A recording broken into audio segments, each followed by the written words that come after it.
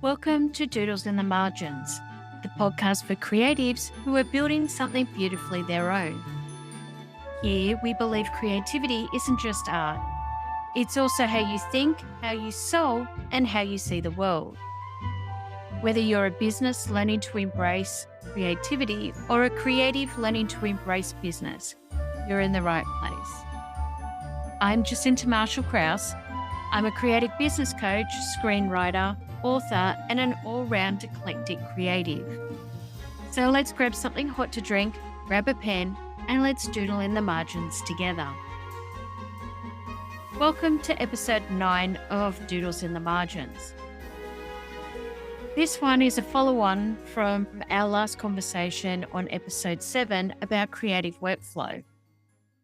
Today, we're talking about how to plan your creative projects. Because it's one thing to protect time for your ideas, it's another thing to figure out what to actually do with them. If you've ever looked at a long list of creative ideas and thought, where do I even begin? This episode is for you. We're going to explore how to plan your projects in a way that honors your creative energy, supports your real life, and helps you move your ideas forward without feeling boxed in. Remember, we're not aiming for perfect plans. We're aiming for living roadmaps that shift and grow with you. I've always been told that I'm a bit of a magpie when it comes to ideas. Give me a whiteboard and a cup of tea and I'll fill the page with stories, projects, and paths I want to follow.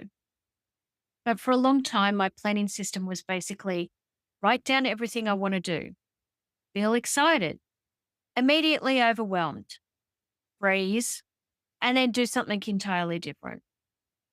I used to think this meant I was just bad at planning, but what I've learned is that my approach was the problem, not my brain.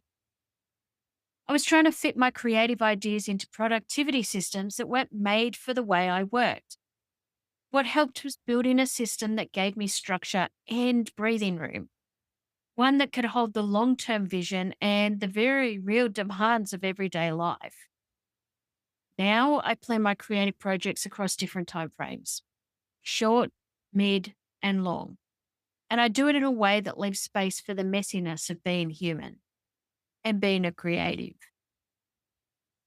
So let's break this down into something you can actually use. Here are 4 gentle steps to start planning your creative projects. 1.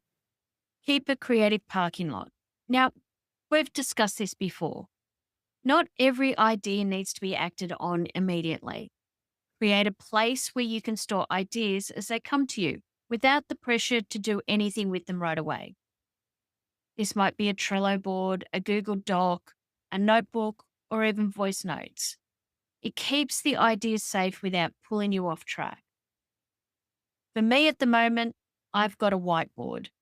And I currently have it set up with a couple of different story ideas that I'm currently working on and where I'm going with each one of them. 2, choose one to focus on. Every season needs a central project, just one. It might be something short term like a blog series or a workshop, or something long term like a book or a product you're building over time. The questions to ask yourself are, what feels alive right now? What would move the needle most in this season? Then let that be your anchor. 3, break it down by timeline. Once you've chosen a project, break it down into short, medium, and long-term pieces.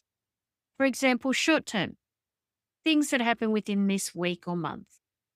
That can include research, outlining, initial drafts. Medium term, usually within 1 to 3 months. So your development, your production, your revisions. And long term, 3 to 12 months. That could be your publishing, launching, or sustaining your project. Just remember, not everything needs to be done right now. And when you place your tasks into time frames, it helps calm your chaos. 4, review and adjust regularly. This part is vital. Start with a weekly review. What did I work on? what worked, what didn't work. And as you build trust in your rhythm, shift to monthly check ins. Does this sound familiar? Yes, it does. The same as your calendar or Outlook. Eventually, a quarterly review can help you zoom out and refocus. But remember, never go longer than that. Life changes, your ideas shift, and you need a system that keeps pace with you. So, in review, planning doesn't have to be rigid. You don't need a 5-year plan and color coded charts to make progress. Okay, maybe the color coded charts help. But a 5-year review is unsustainable.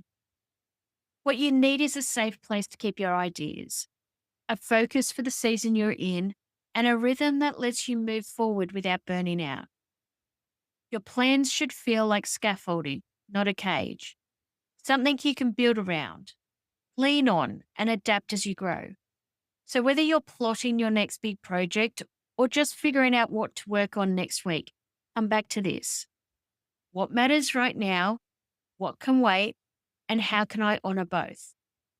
And that is where your creative momentum begins. If you find yourself feeling stuck in your planning, overwhelmed by the ideas that you want to pursue, or just unsure on how to build a workflow that really works for you, know this: you don't have to do it alone.